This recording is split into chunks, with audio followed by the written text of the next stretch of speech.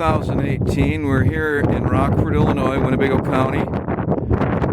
And this is Concord Commons. It's a public housing project. Well, it's represented as a public housing project in Rockford, Illinois. But it's not really. It's actually owned by a private owner who is the head Democrat in Rockford. Now, as you'll see, this complex is hundreds of units. Okay? These units go from all along here. Now, this property is managed by Rockford Housing Authority. Once again, the owner, the top Democrat here in town, was the chairman of Rockford Housing Authority. So not only was he the private owner of a public housing project, he was the top Democrat, he was the owner of the property, and he was the chairman of the company that managed it, which is Rockford Housing Authority. Now, if you know how the Democrats work in Illinois, on election day, you'll have vans and school buses lined up out here to take everybody to go vote. Because quite frankly, this is what's in store for the rest of America. Under the UN plan and the New World Order, the plans are to see there's a perfect example right there of what kind of people you got living here. This is what is planned for the rest of America. You've got just absolute desolation. Look at this landscape. All right, this is what America will look like if the New World Order gets their way. And as we've learned, today is February 3rd. As we learned yesterday, the FBI has been complicit with this group of criminals who's been running America for the past, at least since they killed John F. Kennedy. And they pretty much were running things before that. But since then, they've had absolute control of this country. So I've gotten wise to what's going on in America because in 1978, I was lured into a real estate deal in downtown Rockford by the owner of this property, the top Democrat in town. There'd been a murder at the property, and it had sat unable to sell it. It was on the market. They couldn't sell it. And so one of my church friends lured me and my brother into buying it.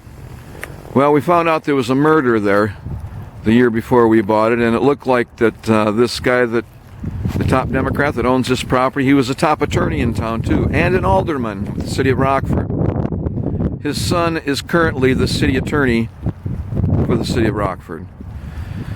The guy that owned this property, the top Democrat, was also the campaign manager for the next three mayors. John McNamara, 1981 to 1989.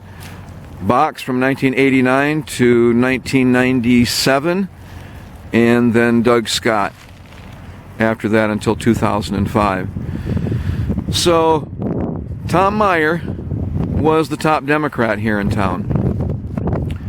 He lured me into a real estate scam downtown for some clients who owned a property where there had been a murder. And it looks like the murder was probably committed by one of the owners of the property. And I was lured in to kind of cover the tracks to sign on to the deed. So, this Tom Meyer character, he lured me in with a church member in 1978.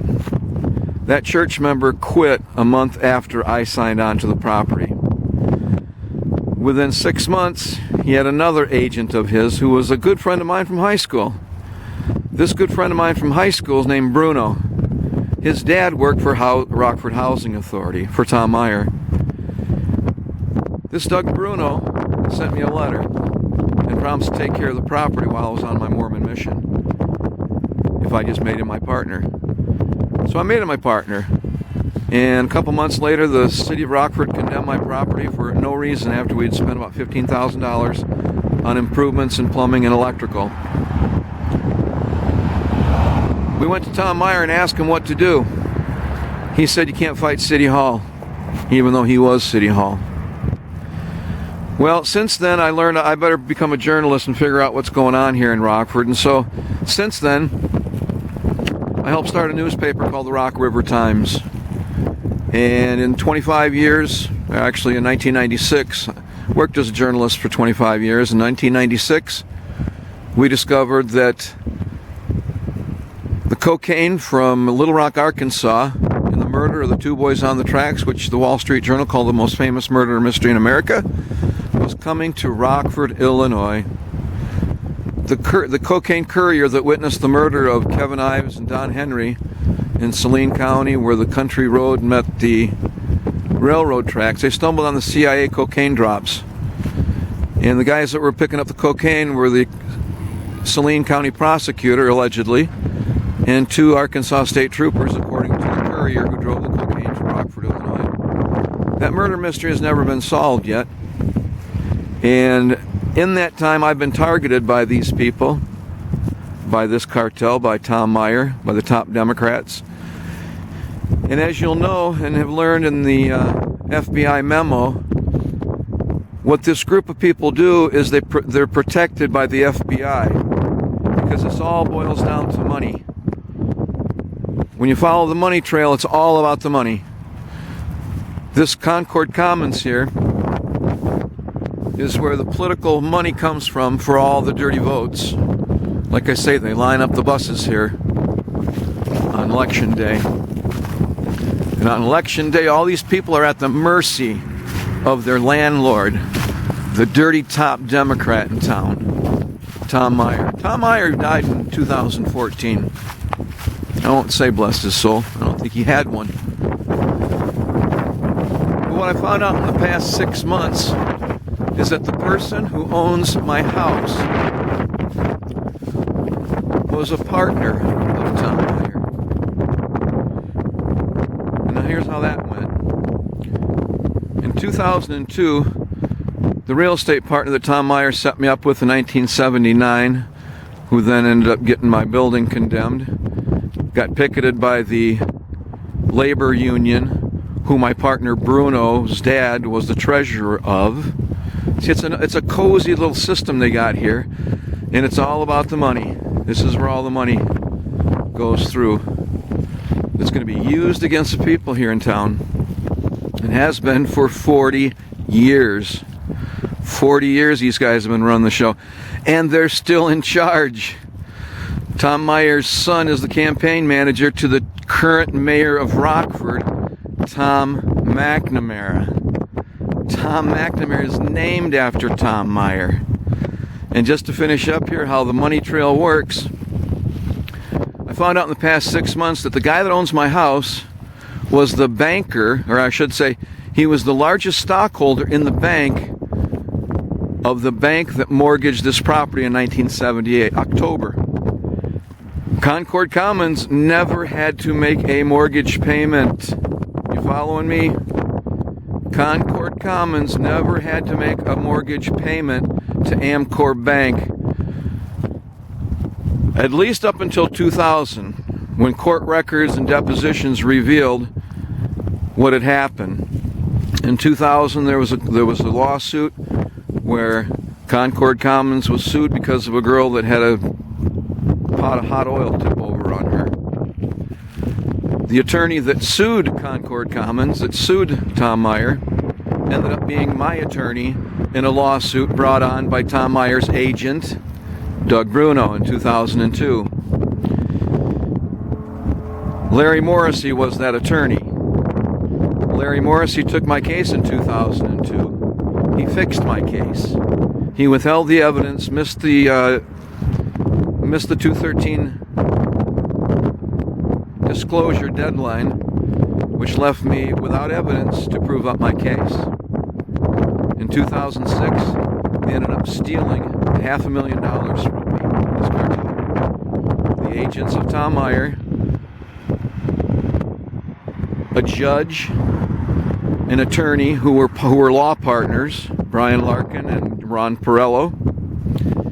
And then when Larry Morrissey became mayor, he turned me over to another attorney who ended up quitting a month before trial, and that's when I found out I had no evidence. So the dirty deeds that are done in this town are for a purpose. They're to keep the lid on the filthy people that are running Winnebago County, Rockford, Illinois. And as we've just found out, the FBI, how it protected the Clinton family, and how it tried to destroy Donald Trump, tried to frame him, who's the President of the United States right now, tried to frame the President of the United States. Do you see how little chance I had of fighting these guys here? I had very little chance of fighting them here, because they have absolute control. In fact, in 2002, when I was sued by Doug Bruno, an agent of Tom Meyer, I went to the FBI because at that point I knew I was being defrauded. Okay, I'd only been paid back the $50,000 of the properties that we owned. We owned 3 properties together, and they made $750,000 in 25 years. I was only paid back the $50,000 which I invested in 1983. I was the sole investor of our 3 properties. So that's why they took me to court in 2002 and ended up stealing all the profit from the 25 years which I was trying to recover in my counterclaim from Larry Morrissey that he filed. And when Larry Morrissey filed my counterclaim, he did a great job, except then he did a secret thing on me. He filed another one secretively, which took off the jury demand and changed everything so that I didn't get the jury that I asked for. So when his people then asked me later, after the whole thing was over, they ended up stealing 2 of my properties, ended up stealing $500,000 from me.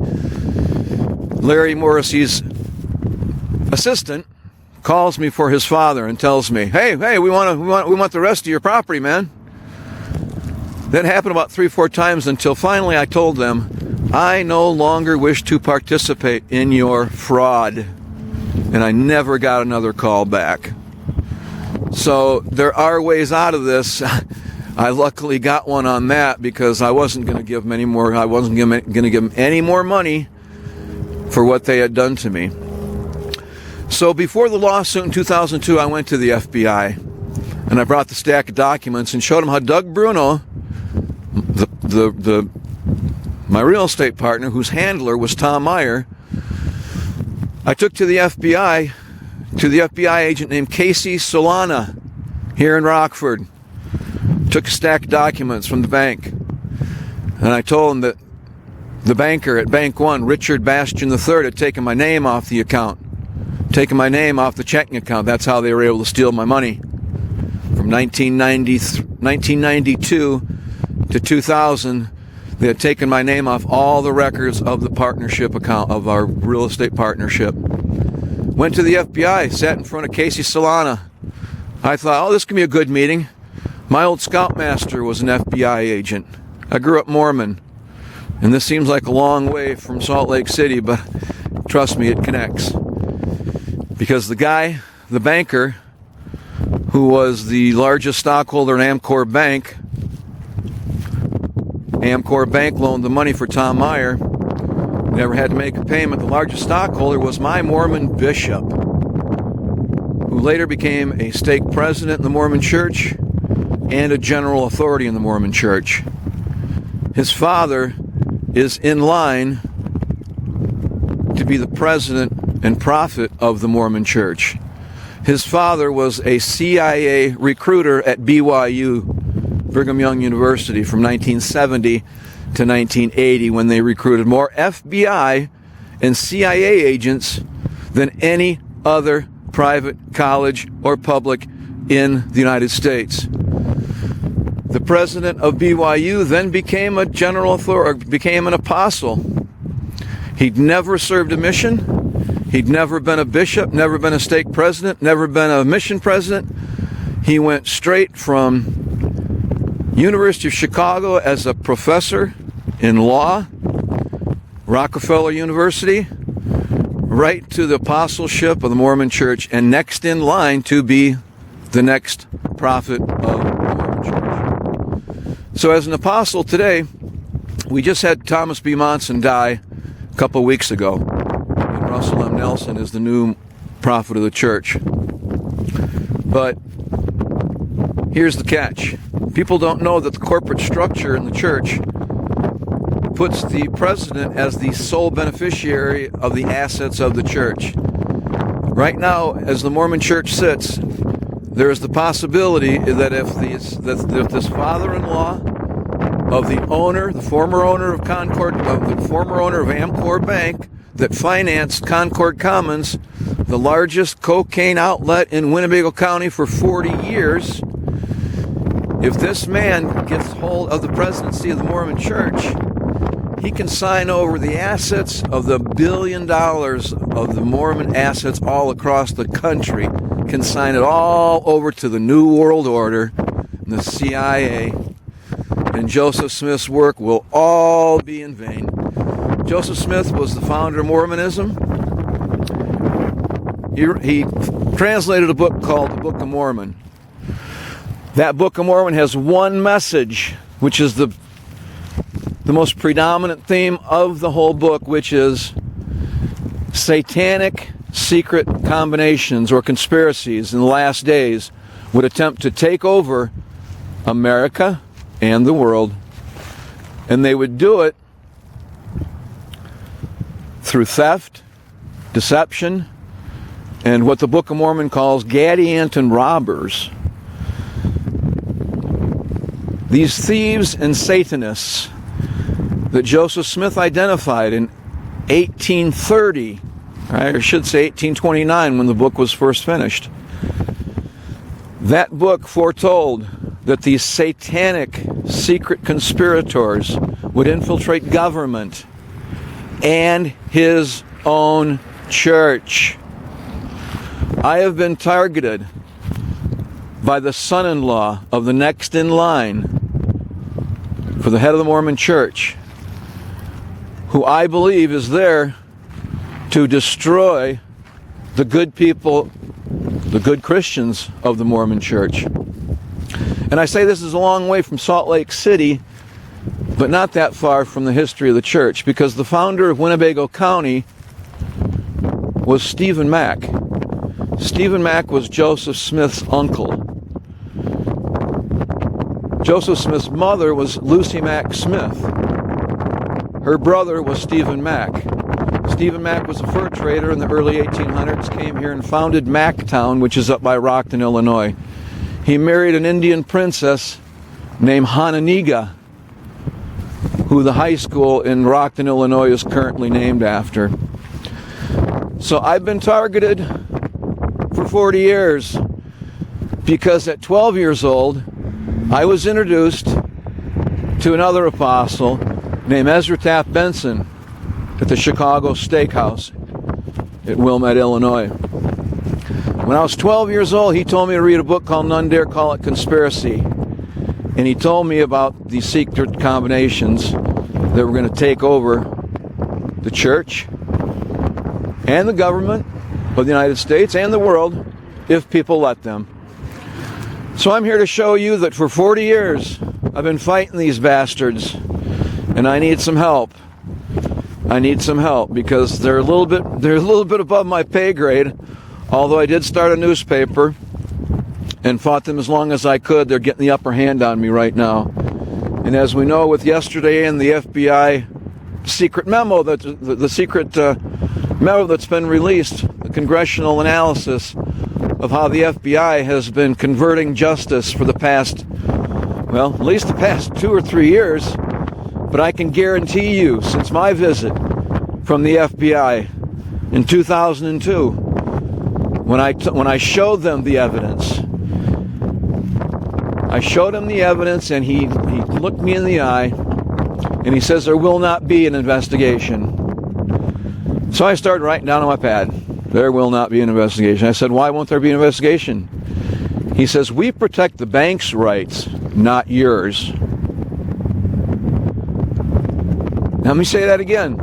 Casey Solana, the FBI guy that I talked to in 2002, told me he was not going to investigate the fact that Richard Bastian III and Doug Bruno had taken my name off all the records of my checking account from my real estate partnership, of which I was the sole owner and investor. So as I'm writing this down on the pad, he says, "What you writing down?" I said, "What you just told me." He said, he said, "If I ever see that in writing, I'm not going to be very happy." So not only would there not be an investigation to protect the criminals here involved in stealing $500,000 from me and 2 of my properties, but he protects the bank's rights to steal from me. He told me he protects the bank's rights, not mine.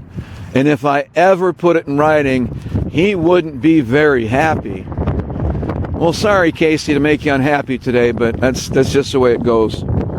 Because you guys are exposed now, and it's time that the rest of America finds out why everything's been going to hell for as long as it has. And somehow,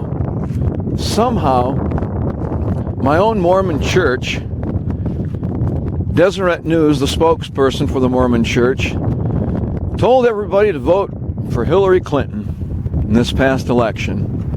So if you ask me, there's been an infiltration in the church, because if I, a lone man, can find out what's going on, I'm sure the CIA would know that there's trafficking cocaine and have been for the past 40 years.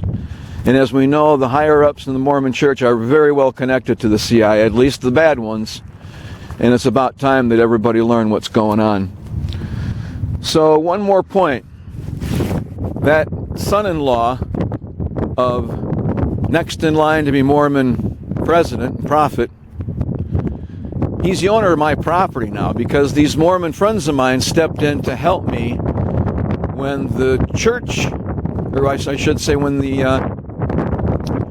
deep state stole $500,000 from me in court from 2002 to 2006. My church friends stepped in to help me out. The owner of the bank, son-in-law of the next prophet, could have loaned me the mortgage right there, but instead he had his company buy it in secret, and his team buy the property, and promised to sell it back to me if I just bought 6 of their properties. See, as a banker, you get foreclosed properties, and then his company ends up buying all these foreclosed properties from the crack and cocaine problems and heroin in Rockford. It's causing all the real estate taxes to go sky high, crime to go sky high, and for Rockford, Illinois to be the most dangerous city in America. So right now, instead of selling my property back to me, a brownstone fourplex in downtown Rockford. Oh yeah, Tom Meyer was the head of the Downtown Bullseye Committee with Richard Bastian III at Bank One also. So one of the reasons I got really well targeted was because my property was downtown, and they knew at any time they could come in and do whatever they want to violate my rights in some way with the building department and shut me down. Well, that's what's going on right now, and that's why I'm making this video. Because right now, these guys need to be exposed. There's a criminal cartel that is operating within the Mormon Church locally here, and it's all about real estate, and I won't even talk about the sex clubs or the pedophilia. So I'm going to sign out right now. I can say I'm here in Rockford, Illinois. It's February 3rd, 2018. My name is John Bystrom. I'm a target of the Deep State, Deep Church cocaine cartel, and here I am exposing it. So do some research and find out just exactly what I'm telling you is the truth. So I'm going to sign out. Thanks for listening.